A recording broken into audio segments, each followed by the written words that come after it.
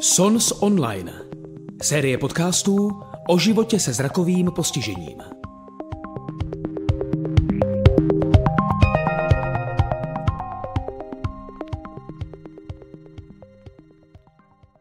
Já tady na dnešní besedě vítám milého hosta Míšu Dlhou. Míšo, hezký večer. Dobrý večer, prajem. Já vás sleduju už docela dlouho a musím říct, že s velkým obdivem, protože já jsem takový docela antitalent na techniku, docela s tím bojuju. A musím říct, že počítač a i telefon se snažím odkládat teď už co nejvíce, protože už mě to docela zahltilo. A vždycky závidím všem, kteří si s tou výpočetní technikou rozumí, umí využít právě i proto, aby zvládali co nejvíce věcí v co nejlepší kvalitě a pohodě, rychlosti. Takže závidím všem, kteří ovládají počítače a vždycky si říkám, páni, to bych taky chtěla umět. Nicméně vím, že toho asi nikdy nedosáhnu. Každopádně, co se týká umělé inteligence, tak malinko ji používám. A říkala jsem si, že by mě strašně moc zajímalo, jak bych ji mohla používat víc, protože mi může usnadnit práci. No a v podstatě jste byla takovým prvním člověkem, na kterého jsem si pomyslela. A pak jsem po konzultacích na vás dostala a ještě i tip. Takže jsem si říkala, je to potvrzeno ze dvou stran. Takže jsem moc ráda, že jste ochotná tady s náma si popovídat o svých zkušenostech, o tom, jak můžeme umělou inteligenci využít. Já bych vás ještě poprosila krátce, i když myslím si, že není úplně potřeba, že spousta lidí tady vás zná, sledují vaši práci a určitě vám i fandí, ale přesto, pojďte se nám malinko představit, co konkrétně děláte a jak jste se vůbec k tomu dostala. Myslím, že teda meno nemusím hovoriť. Venujem sa momentálne už len konzultovaniu prístupnosti. To je moja hlavná náplň práce, to znamená testujem, učím, konzultujem weby, prístupnosť webov mobilných aplikácií, webových aplikácií, teraz sa venujem dokonca sprístupňovaniu novín pre jednu mestskú časť v Bratislave. A mojou takou záľubou, ktorá sa už pomaličky preklápa aj do trošku serióznej práce, je písanie blogu, recenzovanie hardvéru, softvéru, všetkých možných služieb pre ľudí so zrakovým postihnutím, úplne primárne pre ľudí so zrakovým postihnutím. Takže asi toľko k tomu. A jak jste se vlastně tady k těmhletěm technologiím dostala? Co vás k tomu přitáhlo? Nebo jste studovala? Jak to máte? Ja som sa k technológiám dostala prakticky asi z nutnosti, pretože tým, že bolo potrebné skúšať aj na vysokej škole, na strednej škole spôsoby, ako by to išlo, ako by to štúdium sa dalo povedzme hacknúť, aby som to mala jednoduchšie aj z môjho pohľadu, aj z pohľadu učiteľov, tak som sa začala zaoberať tým, ako využiť tú techniku v môj prospech a teraz sa to vlastne preklopilo do toho, že som sa začala zaoberať tým konzultovaním prístupnosti, to teda zhruba 3. alebo 4. rok robím, takisto aj ten blog z toho vzýšiel, že začala som si písať sama pre seba návody, články a potom som si pomyslela, že tak dobre, ako mohla by som ich niekde aj zverejniť, že nemuselo by to byť len pre mňa. A musím povedať, že ja sama z mojich vlastných návodov čerpám doteraz, takže minimálne pre mňa to tú hodnotu má. Tak já věřím, že neurčitě jenom pro vás. Vlastně vaše články můžeme najít napříč internetem, bych řekla. Že když zadám do Google vaše jméno, tak toho na mě vyskočí velká spousta. Zeptám se, vy jste vlastně samouk, nebo jste i třeba něco studovala, nebo nějaké kurzy máte za sebou? Primárne samouk, teraz ale už mám absolvovaný kurz, aj teda certifikát, som certifikovaný expert pre čítač NVDA a teraz sa vzdelávam v prístupnosti, pripravujem sa na skúšky od medzinárodnej organizácie odborníkov na prístupnosť, ku ktorým neviem, kedy sa dostanem, ale minimálne študujem, absolvujem online kurzy, takže áno, vzdelávam sa, ale nemám to vyštudované, že by som študovala povedzme informatiku. Ja som pôvodne učiteľka dejepisu a občianskej náuky. Tak ale učitelka, tak teď sice neučíte občanku a dějepis, ale učíte vlastně prostřednictvím svých článků lidi, jak si poradit s tou technikou a zároveň teda, jestli jsem to pochopila správně, tak možná i školíte někoho právě o té přístupnosti. A toto sa naplnila moja túžba po učení, pretože z praxe, keď som bola na praxi, som si pomyslela, že no ja teda učiť žiakov na základnej škole nebudem. Tak tam se asi spojil ten talent a vlastně s tou nějakou touhou předávat ty vědomosti dál. Jo, je to krásné. Míšo, mně se moc líbí, že vy vlastně i nabízíte jakousi pomoc. To znamená, že pokud by si někdo nevěděl s něčím rady, potřeboval by pomoc, tak může si u vás objednat nějaké konzultace. Je to tak? Má to taký pracovný názov poradňa 1 na 1, to znamená, keď niekto potrebuje s niečím pomôcť, môže sa objednať, môže mi napísať a potom spolu riešime tú jeho požiadavku vždycky len v tej kombinácii ja a ten človek. Nikdy to nie je skupinové, vždy sa tomu človeku venuje naplno, len jemu. Je to teda platené, takže ceny sú na webe na technologiebezraku.sk/služby, ale teda musím povedať rovno, že je to platená služba. Nerobím to v rámci altruizmu. Tak já myslím, že tady je to na místě, že jste odborník a že pokud někdo potřebuje pomoc, tak samozřejmě má to určitou hodnotu, strávíte tím čas, máte to know-how a ty vědomosti, takže určitě je na místě, aby si to člověk i zaplatil. A hlavne dodám, pardon, že vám do toho skáčem, hlavne dodám, že celý blog je zadarmo. To znamená, všetky články, ktoré tam nájdete, áno, je možné podporiť tvorbu, ale nikdy to nezamykám za žiadne predplatné. Všetky 4 roky mojej práce na tom blogu sú dostupné bez problémov pre každého zadarmo a vždy. Míšo, a ještě mi prosím vás popište, jak to teda probíhá. Je to po telefonu, každý sedí u svého počítače nebo mobilu a tam řešíte potom ten konkrétní problém? Nebo Podľa dohody. Ja som schopná samozrejme v rámci nejakej dojazdovej vzdialenosti tu na Slovensku bohužiaľ prísť aj osobne, ale väčšinou online alebo po telefóne, ak je to niekto, kto nie je úplne zbehlý v používaní týchto online nástrojov, tak môžeme si zavolať a môžeme konzultovať aj po telefóne. Dobře.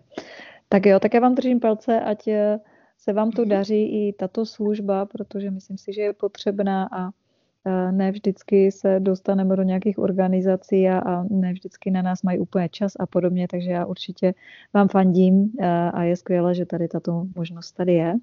A pojďme už teď k té umělé inteligenci. Já se přiznám, že jsem opravdu velký like tím, že mám ještě zbytek zraku a opravdu nejsem úplně tak jako technický typ, tak myslím si, že spoustu věcí mě dost jako minulo. Jediné, co teď tak jako aktivněji využívám, je teda umělá inteligence ChatGPT a Gemini od Google, s kterýma tak jako si jenom hraju, občas jim zadám, ať mi něco třeba přeloží, nebo ať mi vyhledají nějaké informace, které samozřejmě vím, že musím potom znovu jako zkontrolovat, občas na nějakou osnovu třeba k nějaké přednášce a podobně, ale musím říct, že vlastně většina těch věcí zatím jde mimo mě. Byť o tom jsem slyšela Envision, Seeing Eye a podobně, tak už i od některých hostů, tak zatím s nima moc nemám zkušenosti. A my, když jsme se bavili o tom, jak to postavit, tak jsme to brali primárně hlavně ty, které pomáhají nám jako lidem nevidomým, ale že zkusíme probrat potom i ty běžné nástroje, které nám můžou pomoct v tom životě úplně stejně jako těm lidem, kteří nemají to zrakové postižení. Takže já už bych teď nechala na vás vlastně tu osnovu nebo ty body, tak jak jste si to připravila. Mhm. Tak v prvom rade, čo to je tá umelá inteligencia? Je to vlastne jazykový model, to znamená, ona nevie rozmýšľať. Tá umelá inteligencia nie je človek, ktorý by mal mozog, ktorý by vedel abstrahovať, ktorý by vedel rozmýšľať tak, ako je človek zvyknutý. Umelá inteligencia je vytrenovaná na to, aspoň postavená na language models, teda na jazykových modeloch tak, že jej rozprávali napríklad vetu Ema, Mele a teraz, že doplň, čo je za tieto dve slova najvhodnejšia kombinácia. Aká kombinácia slov je najvhodnejšia, aby vznikla zmysluplná veta, takže ju naučili napríklad Ema, Mele, Maso. Ema, Mele, Mák a tak ďalej a tak ďalej. A takto vzniká celý ten obsah, ktorý my poznáme, ktorý teda produkujú tie známe služby ako ChatGPT alebo Gemini alebo tak. Oni len za seba radia slova najvhodnejšie. Preto niektoré tie výstupy, keď sa človek na to pozrie, tak sú na jedno kopyto a je ešte stále dosť ľahké rozpoznať, ak to človek neupraví, že tento výstup vyprodukovala umelá inteligencia. Takže to tak na úvod. Potom samozrejme umelá inteligencia dokáže v kombinácii povedzme s optickým rozpoznávaním znaku prečítať a popísať, zhrnúť text.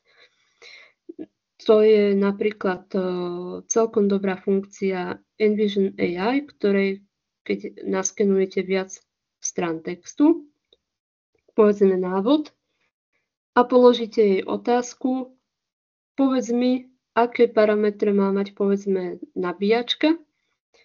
On to dokáže z toho textu vytiahnuť.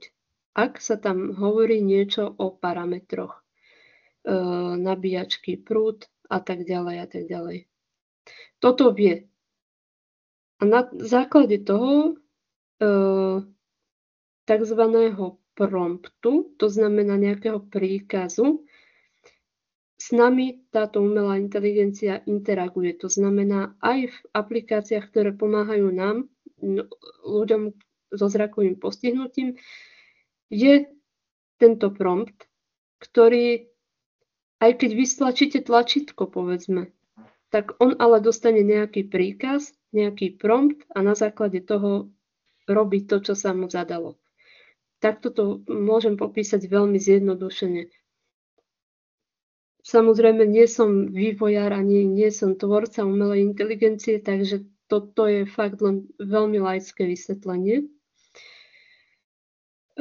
Takisto ešte kým prejdeme k nejakým praktickým použitiam, tak musím zmieniť tie riziká, ktoré vyplývajú z používania umelej inteligencie. Prvá vec je súkromie. My nemôžeme vedieť, pokiaľ povedzme zveríme Gemini alebo ChatGPT nejaké svoje súkromné zdravotné údaje, či ich tento nástroj nevyužíva na svoje vlastné trénovanie a kto všetko k tomu má prístup. To znamená, človek by mal byť veľmi opatrný, ak napríklad si dá oskenovať občiansky a povie mu, prosím ťa, povedz mi číslo občianskeho. Áno, všetci tí prevádzkovateľia sa dušujú, že teda naše dáta nebudú použité, ale človek nikdy nevie. Takže toto je také prvé veľké riziko, na ktoré by si človek naozaj mal dávať pozor pri používaní či už Envision AI, alebo Seeing AI, alebo Google Lookoutu, alebo Be My Eyes. Je to jedno. Pracuje to na základe nejakého jazykového modelu, ktorý nevieme, ako narába s našimi dátami. Tak ako celý internet, tak aj táto služba je postavená na tom, že tie dáta sa zbierajú a ten model sa na nich trénuje. Takže pozor na to. Druhá vec, na ktorú si treba dať pozor, je fakt, že umelá inteligencia si vymýšľa, stále je to tak. Ľudia tomu vymysleli názov, že halucinuje. Prejavuje sa to hlavne vtedy, keď si ten nástroj nevie s niečím poradiť, tak on si skrátka tie informácie vymyslí.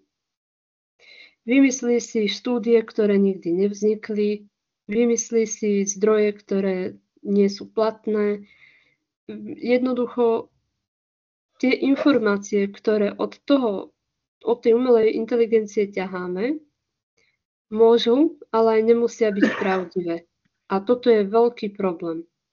Veľký problém, na ktorý si treba dávať pozor, hlavne pokiaľ nemáme tie schopnosti overovať si informácie niekde inde z nejakých relevantných zdrojov, tak je potrebné si dávať veľký pozor. Tretia vec, kde sa prejavuje takisto halucinovanie, je popisovanie. Keď nám popisujú naše aplikácie obrázky, tak je možné, že sa pomýlia. Alebo si domyslia objekty, ktoré tam nie sú, alebo odmyslia objekty, ktoré tam sú a o ktorých my potrebujeme vedieť. Kedy to škodí, napríklad keď si odfotím dotykový ovládací displej pračky alebo iného spotrebiča, je potrebné si dať veľký pozor na to, či je ten popis reálny. Takže tieto rizika to má. No a teraz na čo my to môžeme vlastne používať? Už som spomenula Envision AI, ktorý dokáže okrem čítania textu alebo zhrnutia toho textu, lebo čítanie textu nie je funkciou umelej inteligencie, to je funkcia OCR, tzv. Optické rozpoznávanie znakov, ktoré funguje už dlhé roky. Poznáme to napríklad z ABBY Fine Readera. To boli také prvé začiatky, použiteľné začiatky, lebo niektorí by mi povedali, že boli ešte aj predtým programy. Ale teda ABBY Fine Reader je medzi komunitou ľudí so zrakovým postihnutím rozšírený a tam už sa používala funkcia OCR. Takže to nie je funkcia umelej inteligencie. Funkciou umelej inteligencie je napríklad to zhrnutie textu, ktoré Envision AI v sebe má, a takisto aj popisy scény, ktoré teda nie sú až také na takej dobrej úrovni, ale použiteľné sú. Lepšie je na tom potom v tomto popisovaní scény ďalšia aplikácia, ktorá začína byť hojne rozšírená, a to je Be My Eyes. Be My Eyes, tak, s funkciou Be My AI. A táto funkcia popisuje obrázky. Ona zasa nie je tak dobrá v tom zhrnutí textu, aj keď aj to vie, ale primárne je určená na popis obrázkov alebo scény. To znamená, vyfotím obrázok, nechám ho rozpoznať, Be My AI mi popíše, čo na tom obrázku je. To je známa funkcia, ktorú takisto veľa ľudí už dnes používa, a tým, že sa rozšírila aj na Windows, tak je veľmi dobre použiteľná napríklad na nepopísané obrázky na sociálnych sieťach a tak podobne. To sú známe veci. Ďalej, čo sa uvažuje do budúcnosti, je, že by dokázala umelá inteligencia popisovať naživo, v reálnom čase, objekty, ktoré zachytíme na kameru. Toto je síce už teraz funkcia, ktorú niektoré chytré okuliare majú, napríklad Ray-Ban Meta, to sú okuliare, ktoré vyvíja spolu Ray-Ban, značka okuliarov Ray-Ban a Facebook, teda premenovaný na Meta. A oni už dokážu popísať alebo vyfotiť ten objekt a popísať ho, ale stále je potrebné doladiť to, aby to nehalucinovalo alebo nie až tak veľmi. A toto by bola funkcia, ktorú my v budúcnosti rozhodne viac oceníme ako turisti, ktorí si budú fotiť kultúrne pamiatky alebo budú prechádzať okolo nich. My to oceníme rozhodne viac, pretože nám budú vedieť tie okuliare povedať, tuto je označník zastávky, alebo tuto je vchod, tu sú dvere, zahni ešte viac doľava, alebo sú 2 metre od teba naľavo a tak ďalej. Toto je ďalší spôsob, ktorý ešte nie je úplne reálny, aj keď Envision Glasses sa už o to snaží, ale ešte to nie je tak presné, ale v budúcnosti bude. To sú funkcie, ktoré my vieme používať ako ľudia so zrakovým postihnutím. To je, samozrejme, každý iný ich vie takisto použiť, ale pre nás sú teda užitočné. Ešte čo sa rozmýšľa, nad čím sa uvažuje, ale ešte to nie je a dúfam, že ešte dlho nebude, je to, že by sa umelá inteligencia starala o sprístupňovanie webov. Dúfam, že do tohto bodu nedojdeme, pretože neviem si to reálne predstaviť, ako by umelá inteligencia vyhodnotila moje potreby, moje individuálne potreby. Takže toto je využitie umelej inteligencie v tej sprístupňovacej oblasti. Potom samozrejme my vieme použiť umelú inteligenciu úplne rovnako ako bežná verejnosť. To znamená, ak si dám stránku gemini.google.com, hovorím to tak, ako sa to píše, dostanem sa do četovacieho nástroja, keď to poviem veľmi jednoducho, kde môžem do editačného polička písať otázky alebo úlohy a tá umelá inteligencia ich s väčšou alebo menšou presnosťou rieši. Musím teda povedať, že umelá inteligencia od Google sa v posledných 2 týždňoch tak zhoršila, že je skoro nepoužiteľná. A neviem prečo a neviem, čo sa s tým stalo. Ja som skúšala a chcela som do článku, aby mi zhrnula, ako funguje brajlový displej. No a to bola jedna veľká katastrofa. A keby toto človek nevedel, že takto jednoducho nie je, ako tá umelá inteligencia to rozpráva, tak by tú informáciu jednoducho vzal a použil. Ale tým, že viem približne, ako to chodí, len sa mi to ľudovo povedané nechcelo písať, tak som jej to dala ako úlohu, nech mi to zhrnie a umelá inteligencia od Google v tomto zlyhala. Takže áno, prvá vec je získavanie informácií, druhá vec je, v akej kvalite mi umelá inteligencia tie informácie dá.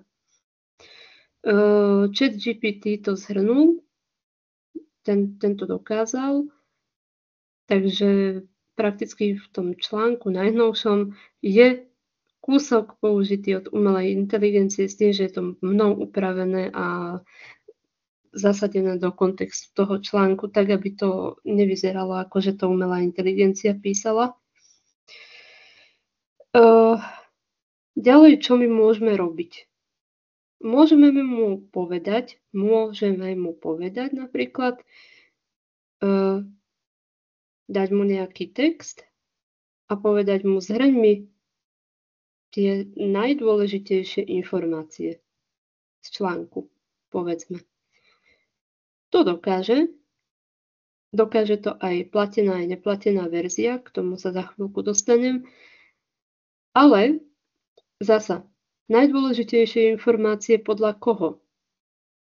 Pre mňa môžu byť úplne iné podstatné skutočnosti ako pre toho chatbota alebo pre toho autora, pretože on z niečoho musí vychádzať. Napríklad, ak autor v tom článku má nejaké vyznačené frázy, buď tučným písmom alebo nejako, zjavne ich považuje on za veľmi dôležité, tie vám poskytne aj umelá inteligencia, ak k tomu má prístup. pretože ChatGPT vo svojej východzej podobe nemá prístup k internetu ako takému. Aspoň to tvrdí. Minule mi povedal, že on dokáže mi poskytnúť informácie iba do roku 2023 a v následnej otázke, keď som sa ho pýtala, tak mi povedal, že v oktobri 2024 bolo toto a toto, takže naozaj je potrebné si dávať veľký pozor na to, čo ten ChatGPT tvrdí. Takže to je ďalšia vec, zhrnutie informácií z textu. Nechce sa mi čítať, dám mu to, skopírujem ho celý ten text a poviem mu, zhrň mi to. OK. Ďalšia vec, ako spomínala aj pani moderátorka, osnovy na prednášky, výborná pomôcka, poviem mu, zadám mu, chcem prednášku na túto a túto tému, moji účastníci budú v takom a v takom zložení, budú to povedzme ľudia so zrakovým postihnutím, budeme sa rozprávať o umelej inteligencii. Čo by som im mohla povedať? Táto prednáška nevznikla na základe žiadneho promptu, ale mohla by som to urobiť a toto zvláda veľmi dobre. On si to tak nejak zoberie, povedzme to ľudovo prežvíka a potom vám dá nejakú osnovu, ktorá bude funkčná. A väčšinou, nie väčšinou, ale keď ja som od neho chcela osnovy na nejaké školenia, napríklad o prístupnosti pre marketérov, vyplulo to tak neskutočne dobrú osnovu, až som bola prekvapená. Takže áno, niekedy to dáva veľmi, veľmi pekné výstupy. Ďalšia vec, napríklad ja to používam vtedy, keď potrebujem nejaký kus kódu do článku ako ilustračný. Dávam to posudzovať samozrejme potom aj živému človeku, ale aby mi ho ten živý človek nemusel písať, tak ho nechám napísať umelej inteligencii. Povedzme, chcem, aby si mi pripravil formulár, kde bude v editačnom poličku screen reader čítať každých 15 znakov, koľko znakov mi ešte ostáva. Toto je reálny prípad, to som mu dala urobiť, on to urobil a programátor zhodnotil, že dalo by sa tam niečo vylepšovať, ale v podstate je veľmi dobre pripravený a myslí na všetky prípady, takže ten kód bol použiteľný pre ten prípad, ktorý ja som potrebovala. Takže aj toto je možnosť.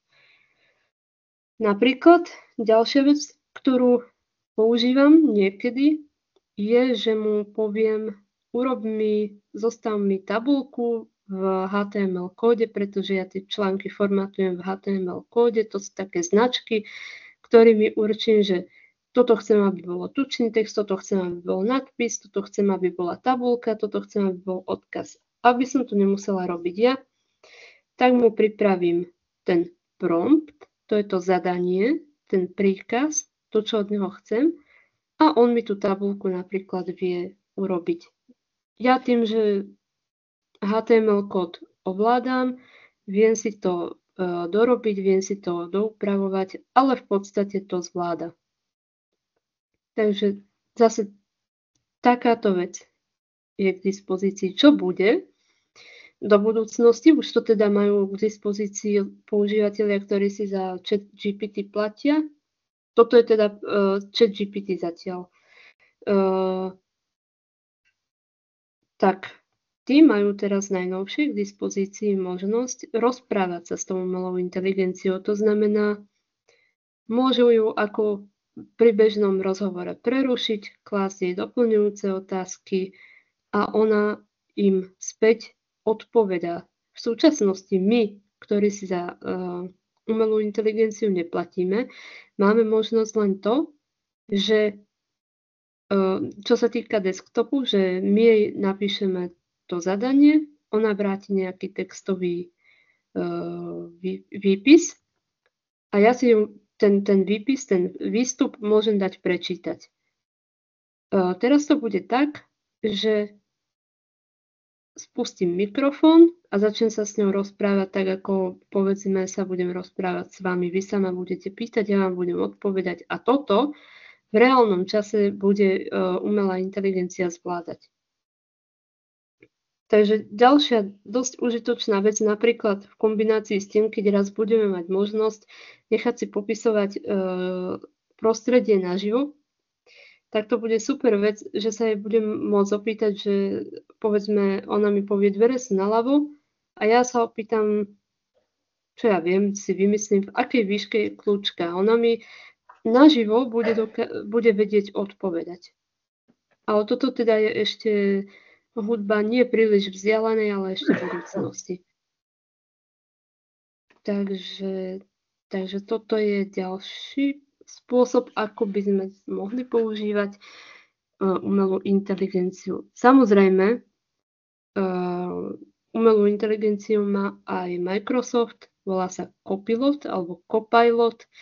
Dostaneme sa k nej cez web copilot.microsoft.com a ten funguje na tom istom princípe. Samozrejme, každá tá spoločnosť má svoj ten jazykový model, svoje to pozadie, na čom ten model beží.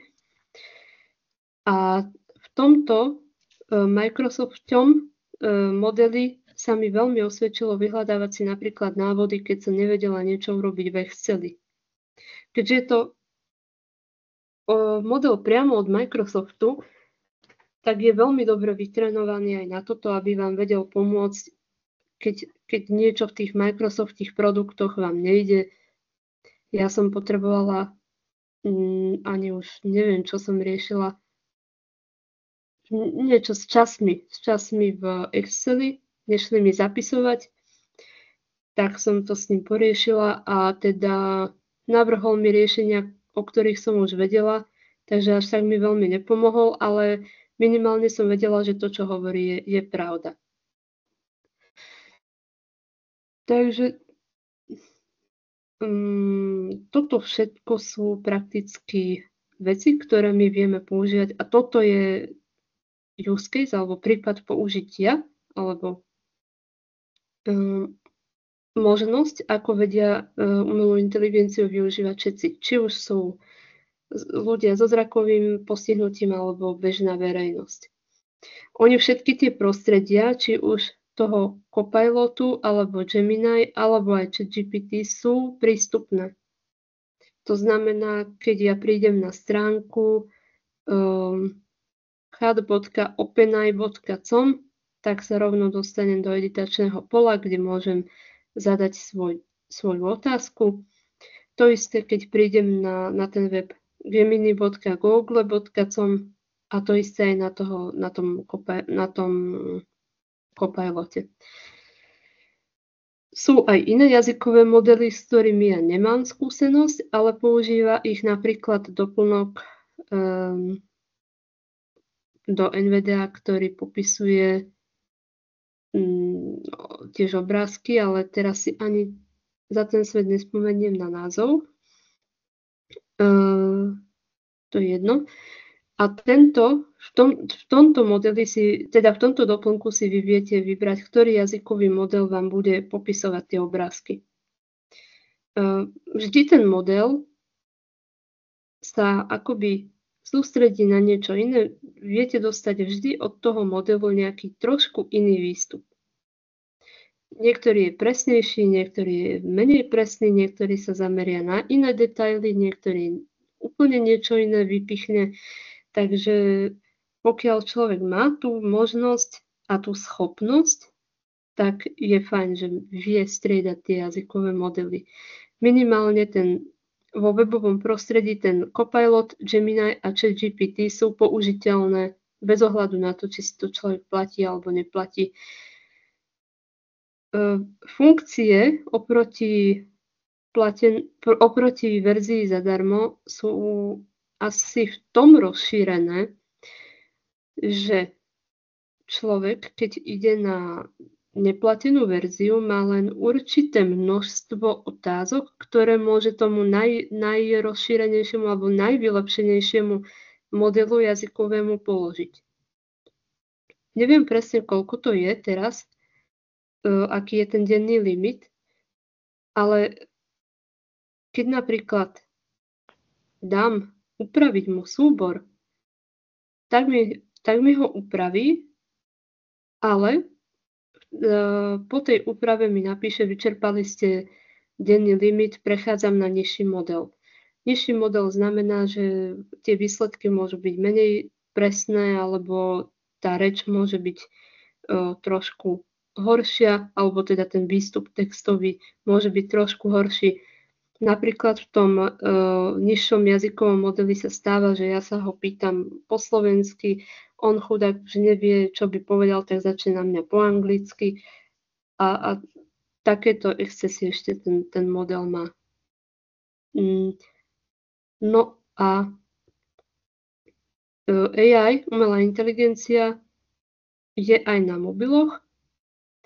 Na Androide je teda Gemini od Google, ktorá nahradila Google asistenta, alebo vy si teda môžete povedať, aby vám nahradila Google asistenta.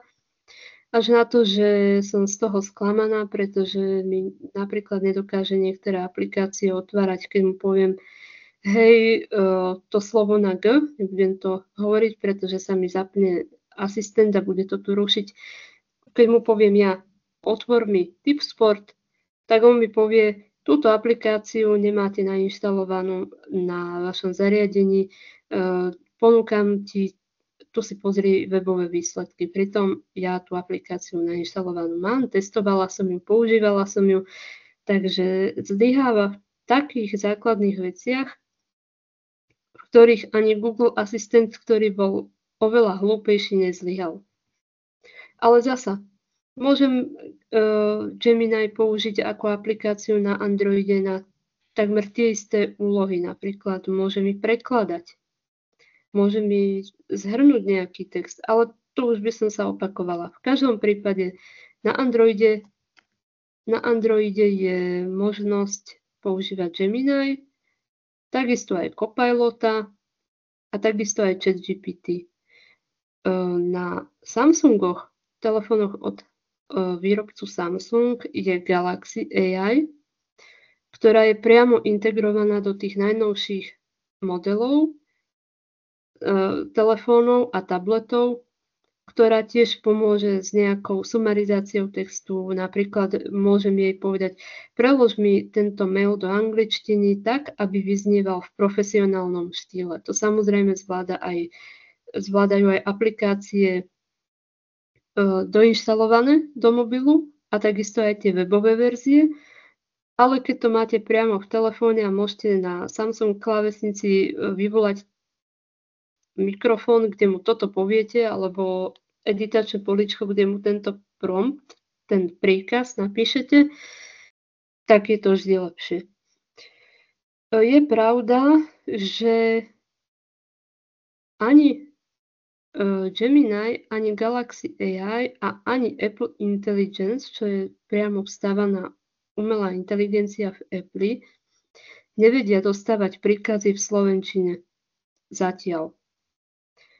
A mali by sa to naučiť, ale zasa tým, že sú to, no takto, Gemini je už známy model, ten už funguje, ten by slovenčinu mal ovládať, ale čo sa týka hlasových príkazov, neovláda.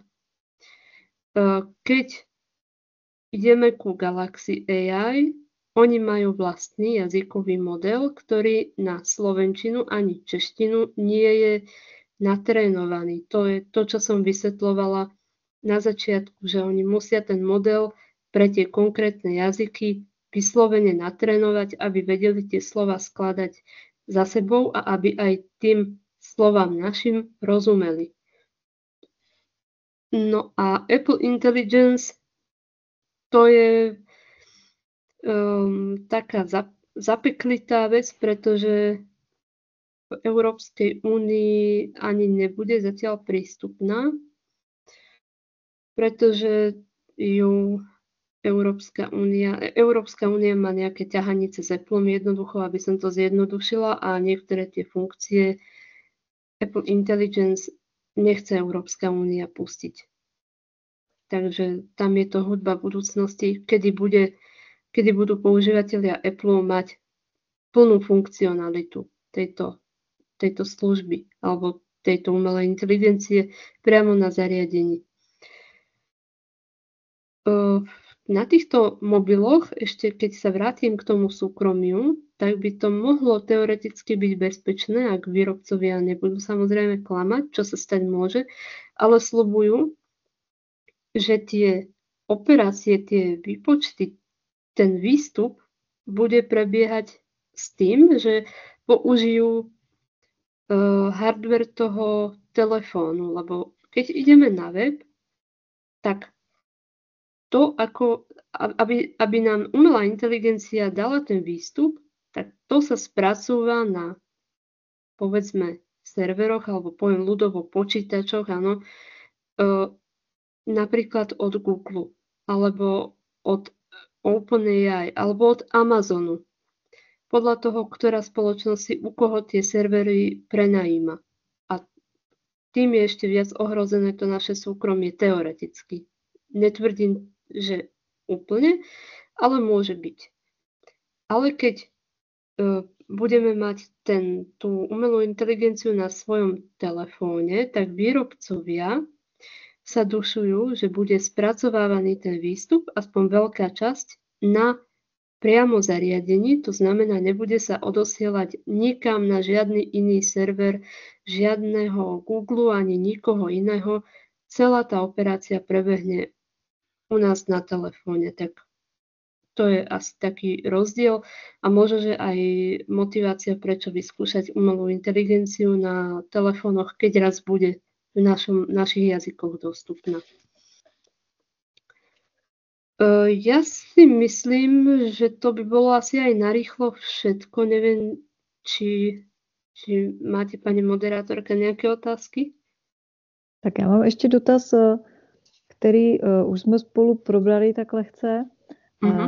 A to je vlastně, že nám umělá inteligence může vytvořit i nějaké obrázky, což jsme se samozřejmě bavili, že pokud je člověk úplně zcela nevědomý, tak je potřeba, aby potom ten obrázek třeba někdo zkontroloval a popsal, protože já sama jsem si nechala vytvořit pár obrázků a opravdu prostě nebyly tak, jak jsem si já představovala.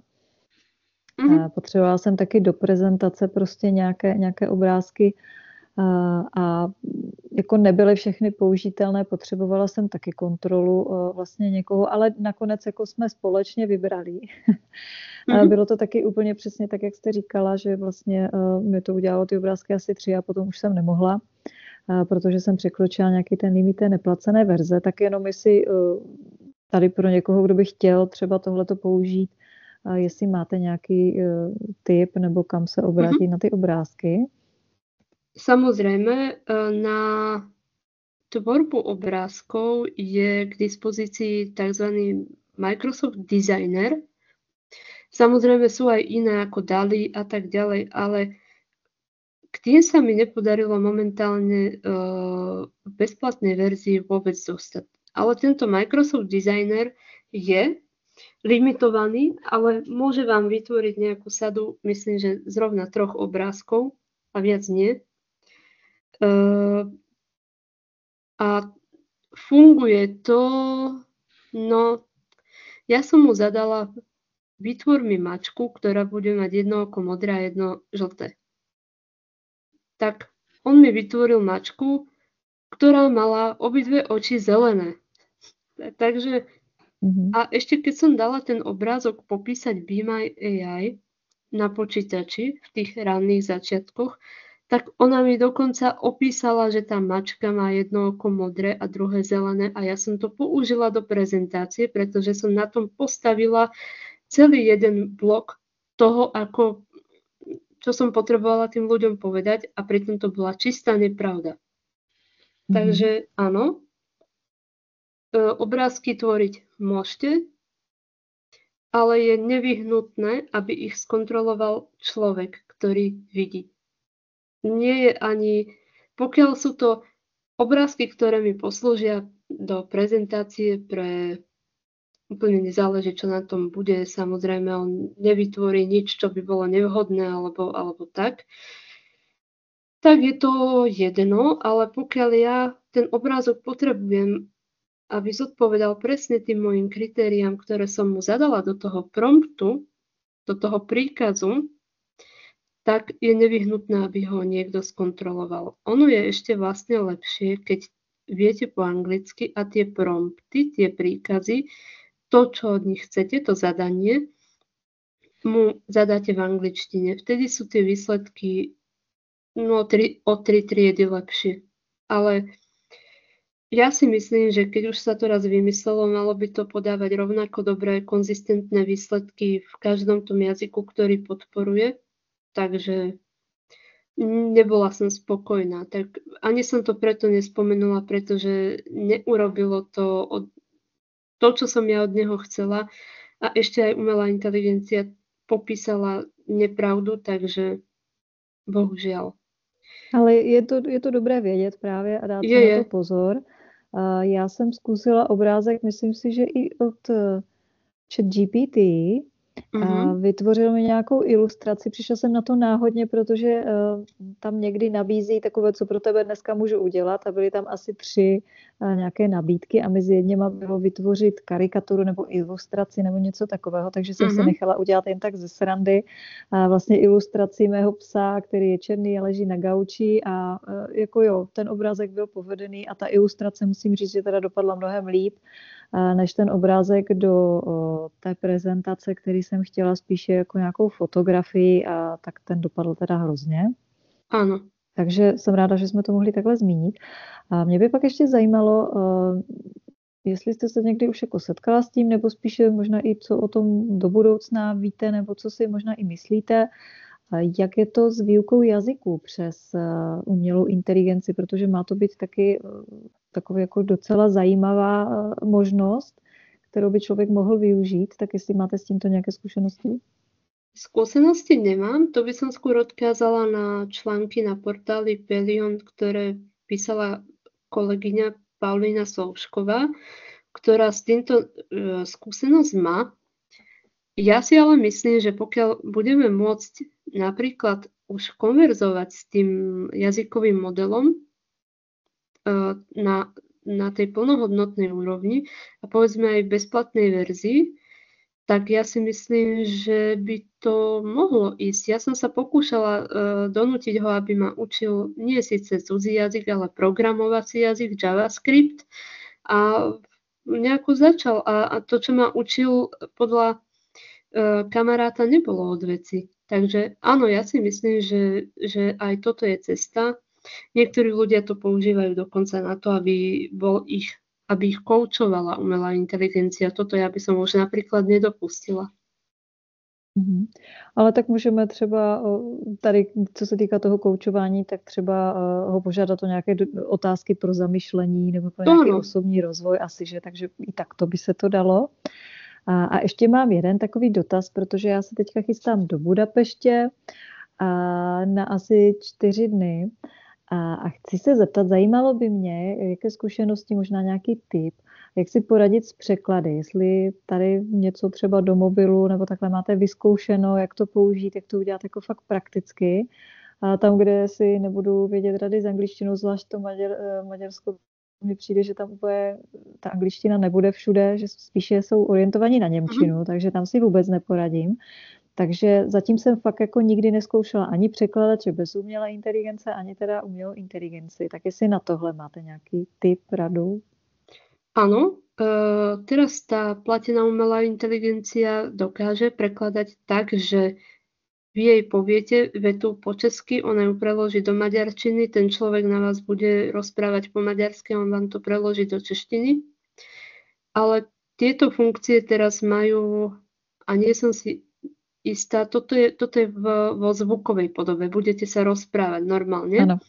Ale Google Translator, Google prekladač, úplne starý známy, dostal teraz funkciu live prekladu, ktorý funguje tak, že teda on vám prekladá do cudzieho jazyka tak, ako sa to píše. Ale musíte si dať prečítať to, čo hovorí ako dodatočne. Nie, že on to preloží, napíše a rovno tomu cudzincovi prečíta, ale musíte mu to akoby pustiť. A túto istú funkciu má aj DeepL, ktorý prekladá o poznanie lepšie. A to je nějaká aplikace, kterou si můžu stáhnout? Do mobilu pre Android aj pre iOS. Google Translator asi nie veľmi pre iOS, to som si neistá, či podporujú do iOS aj Google Translator, ale DeepL určitě. Vojta, čau Hani, opět po dlouhé době. Mně napadá, že jsme moc se nebavili, nebo moc jste se nebavili o té službě Be My AI.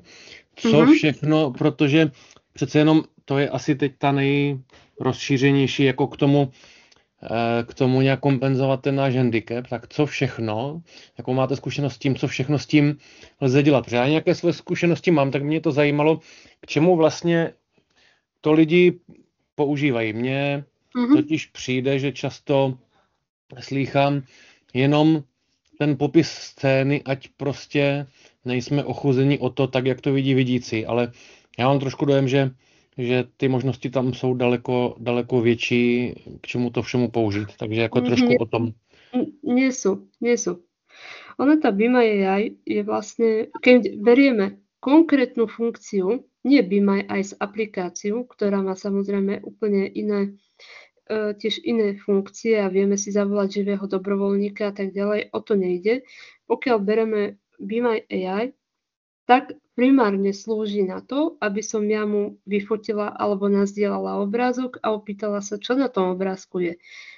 Jediná doplnková vec, ktorá je veľmi dobrá a často oveľa konkurencieschopnejšia než u iných aplikácií, je to, že ja sa ho môžem doplnkovo pýtať. To znamená, on mi niečo opíše, ja s tým nie som spokojná, tak mu viem položiť dodatočné otázky a on mi vie tú scénu priblížiť z iného pohľadu. To je jeho primárna úloha. To isté robí aj na počítači, kde, čo viem, tak presne môžem si nechať vyfotiť screenshot cez kameru, webovú kameru. Konkrétne v tomto prípade samozrejme na notebooku alebo na stolnom počítači, ak takú mám. A on mi povie, či sa pozerám priamo do záberu. Toto je pre nevidiaceho človeka pred meetingom dosť dobrá vec, ale ide o to, ako dlho človek dokáže udržať bez očného kontaktu tú hlavu, tak aby v tom zábere bol. Takže aj na toto sa dá použiť umelá inteligencia, konkrétne funkcia Be My AI, ale nejaké doplnkové funkcie to nemá. A jsem ani tak nemyslel nějaké doplňkové funkce, spíš to, ale o tom jste mluvila, o tom doptávání se jako v tom smyslu ne, co dál na té fotce je, nebo to, co jsi mi neřekla, umělá inteligence, ale spíš to, že já mám takové situace, kdy dám příklad, jo, mám takové dva osvědčené, vypadne mě doma jistič, tak já si otevřu tu skříň, vyfotím tu skříň a zeptám se, který jistič to je a řekni mi, ve které řadě a od čeho to je, nebo když ho potřebuji já sám vyhodit, tak se jí zeptám, který jistič to je, protože mám vedle toho nákres, jo, rozpis těch jističů popsaných, tak se dozvím, odpočítám si ho, je to 3. řada, 4. ze zhora. A stejně tak to třeba zvonky, jo, nebo odjezdové tabule a tak, takže jsem to spíš myslel v tom duchu. A tak. V tom duchu, že hromada lidí si jenom nechává popisovat tu scénu, jako aby věděli, co před nima je, ale nevyužívají to v tom doptávání se, jako zjišťování těch informací, které já potřebuji, stejně jako ChatGPT z toho textu. Mě zhrne to důležité a já si třeba v té lékařské zprávě, byť to není úplně správné ji fotit, ale se dozvím teda, kdy mám další kontrolu. Jo, to samé. Áno, toto napríklad zvláda veľmi dobre InVision. Toto, čo spomínate, že dopýtať sa na veci z textu. Toto dokonca podľa mňa zvláda lepšie než Be My AI, ale áno. Ja som si takto fotila práve tú pračku a pýtala som sa jej, ono mi to teda popísalo a ja som sa jej pýtala, ktoré to dotykové tlačítko je určené priamo pre otáčky a ona mi povedala v ľavom hornom rohu displeja. Takže áno, popíše to, ale viem sa dopýtať úplne konkrétne a viem ju použiť úplne na to, čo potrebujem urobiť. No ako istiť, či vyhadzovať pomocou nápovedy od umelej inteligencie, to už je celkom dobrá dôvera. Nebyla jiná šance. A musím říct, že obdivuju, Vojto, jak to máš precizně zpracované, to tady mám nějak načmárané jenom rukou, že by mě asi nepřečetla umělá inteligence. Jo, ale to... úžasný nápad, musím říct, že jako to je skvělé. To je nápad, to je fakt geniální. Já tak třeba často, jenom doplním rychle, když cestuju, tak já jsem si kdysi chtěl kupovat kameru, což teda není umělá inteligence, nějaký ten Orcam a ten levnější, tu variantu a právě třeba na to cestování, protože jsem to zkoušel, že na ty tabule nad nástupišti a podobně, tak to fungovalo hezky, ale zjistil jsem, že ten mobil je v tom daleko svižnější, protože ho mám bez tak v ruce pořád a funguje to stejně a tam se doptám, jo, řekne mě to, je to nádraží, odjezdová tabule, vlak a řekne to, že jede ve směru a já se zeptám, jaké je to číslo vlaku a takové tyhle ty věci, takže to doptávání se je tam, si myslím, ale nevím, možná je to můj takový mylný dojem, že to lidi používají jenom k tomu základnímu popisu té scény, že tam je koťátko a růžový svetr. To neviem, ja to teda používam na to dopytovanie sa. Ja ešte poviem úplne svoj príklad. Zrovna Be My AI som použila na to, že som vyfotila obrázok na obale pucly a opýtala som sa ho, ktorý dielik patrí do ktorého rohu. A povedal. Na základe neho ja môžem skladať ďalej tie pucle. Takže toto je napríklad veľmi dobrá funkcia, keď má človek tú možnosť dopýtať sa na veci, ktoré možno len okrajovo súvisia s tým obrázkom, ale alebo ani nie, že okrajová, ale rozvíjajú prakticky ten popis toho obrázku tak, že my to môžeme využiť pre našu osobnú potrebu. Napríklad vyfotím si obal jogurtu a opýtam sa ho, kde je dátum spotreby. A on, ak ho vidí, tak ho prečíta. Ale otázka je, či ho prečíta a rozpozná správne. To je ešte druhá vec. Jo, takže pokiaľ potom... Mě tak napadlo, ano? Jestli tohleto by bylo možné používat třeba i při nakupování pro nás třeba zbytkaře, kteří jako chodíme si ještě nakupovat sami a jenom nepřečteme zrovna datum spotřeby nebo nějaké složení, což zrovna v té kombinaci, to jak jsi zmínil ten Orcam, ten ti prostě přečte vlastně úplně celý komplet text, že jo? Takže tam to není úplně použitelné. Ale Míšo, jestli si umíte představit třeba tohleto. Ja som to skúšala. Skúšala som to. Ja sa len bojím vždycky toho, a to je ale iba môj osobný pocit, že príde predávač a vyhodí ma, že tam fotím. Ale inak ako áno, bez problému. Ja si takto zistujem. Napríklad v obchode je regál, kde sú 3 krabice s čokoládami Milka. Teraz vymýšľam, ale aj to robím a chcem zistiť príchuť. Tak ja si zoberiem tú čokoládu do ruky, vyfotím to a opýtam sa, vyfotím si celý ten úsek toho regálu, ak to vidím, ak to viem zobrať do záberu a opýtam sa, ktoré čokolády sú mliečne. Ak sa trafí.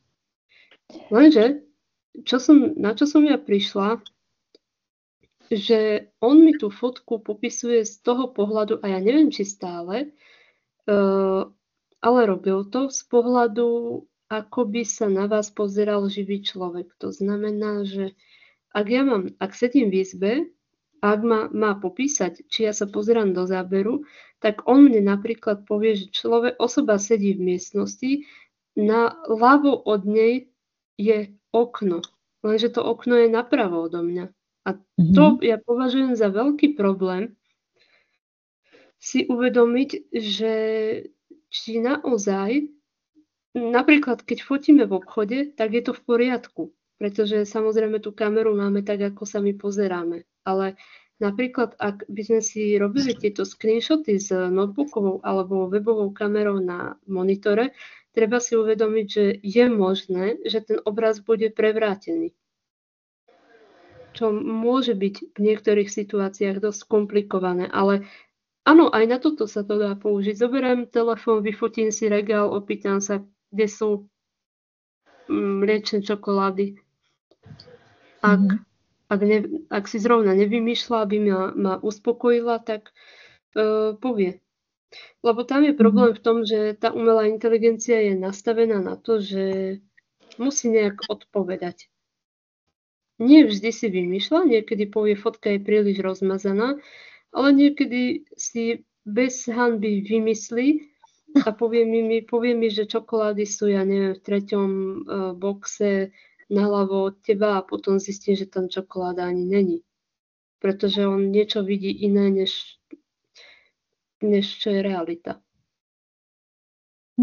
Mě to zaujalo hlavně teda u těch výrobků, protože někdy chodím nakupovat a fakt jako nevidím, jo, třeba to datum té spotřeby nebo nějaké složení a něco takového. A někdy bych jich vyzkoušela třeba nějaký výrobek, který znám, ale říkám si, no dobře, ale tak se to tady nevidíš a kupovat a potom doma to studovat třeba pod lupou nebo nějakou malou kamerovkou se mi jako nechce. Takže tady to mě třeba zaujalo jako člověka se zbytkem zraku. Ďalšia táto podobná služba, o ktorej som sa vôbec takisto nezmienila, je Suno, kde si tiež viete nechať napísať text a povedať mu, vymyslí mi k tomu melódiu, alebo povedať, potrebujem povedzme nejakú hudbu do hry, mala by mať takéto a takéto parametre, štýl mu môžete povedať a ona vám tú hudbu poskladá. Ale ešte, aby som povedala k tomuto.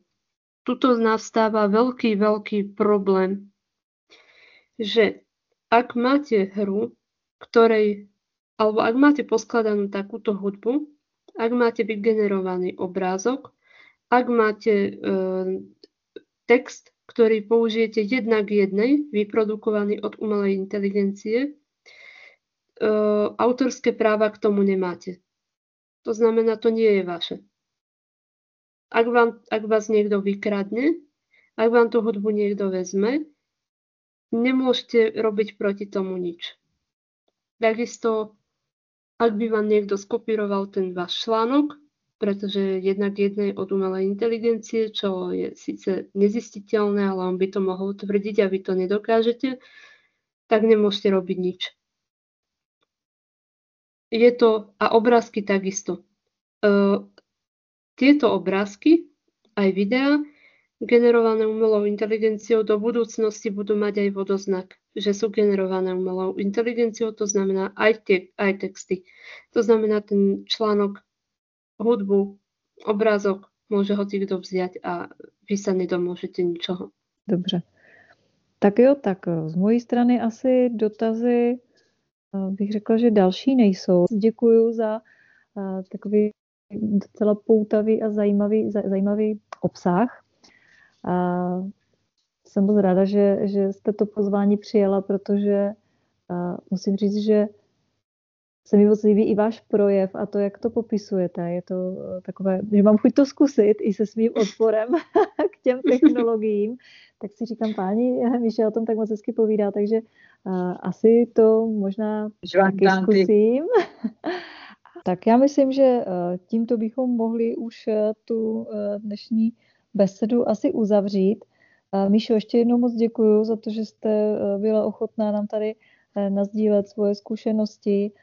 Ještě jednou všechny zvu na váš web, jestli nám zopakujete ještě teda stránku. Technologiebezraku.sk. Potom teda ještě vaše články najdou i na Pelionu. Kde ještě vás můžeme najít? Tie na Pelione sú väčšinou prevzaté z blogu, ale aj na Pelione publikujem a takisto mám Facebookovú skupinu Technológie bez zraku aj Facebookovú stránku Technológie bez zraku, ktoré patria k tomu môjmu blogu a ktoré spravujem. Takže tam. No a samozrejme na sociálnych sieťach som aj pod svojím vlastním menom a na LinkedIne takisto. Takže jak jsme už říkali dříve, kdyby někdo měl zájem i o nějaké vaše lekce nebo konzultace, tak vás taky najde všude možně a může využít. Tak ještě jednou moc děkuju a já věřím, že to může někomu, kdo si nás třeba pustí se záznamu, ať už na YouTube nebo na podcastových aplikacích, tak mu to taky třeba otevře nějakou cestu k umělé inteligenci a chuť to vyzkoušet. A já děkuju a mějte se krásně a Míšo, ať se vám daří. Ďakujem za pozvanie.